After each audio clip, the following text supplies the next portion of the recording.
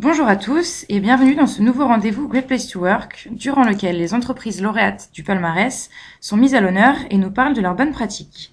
Aujourd'hui, c'est Octo Technologies, numéro 1 des entreprises de moins de 500 salariés, qui nous parle de la pratique du kifomètre. Bonjour, je suis Ludovic Cinquin, directeur général France d'Octo Technologies. Alors Octo est un cabinet de conseil en technologie. Nous sommes environ 160 en France aujourd'hui, dont 120 consultants avec globalement un profil d'ingénieur. Et nous avons été créés en 1998. La pratique dont j'ai envie de vous parler aujourd'hui, c'est celle du kifomètre. Alors le kifomètre, c'est né d'une réflexion il y a 2-3 ans sur le fait qu'une entreprise, finalement, avait 3 objectifs qui étaient de satisfaire ses clients, satisfaire ses actionnaires et puis surtout satisfaire ses collaborateurs.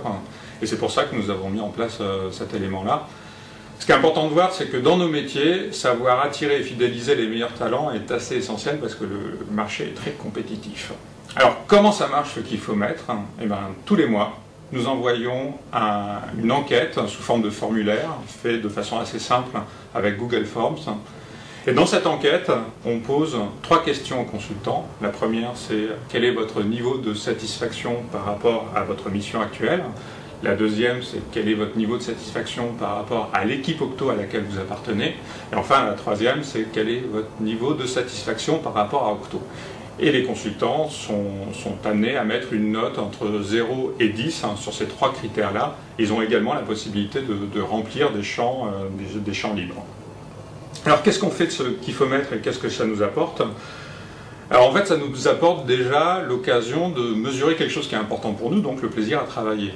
Et puis c'est une façon d'échanger aussi sur ce sentiment, sur cette humeur générale, et donc c'est assez largement discuté lors des réunions d'équipe. Le deuxième avantage, c'est que ça permet, quand ça va bien, de célébrer des succès.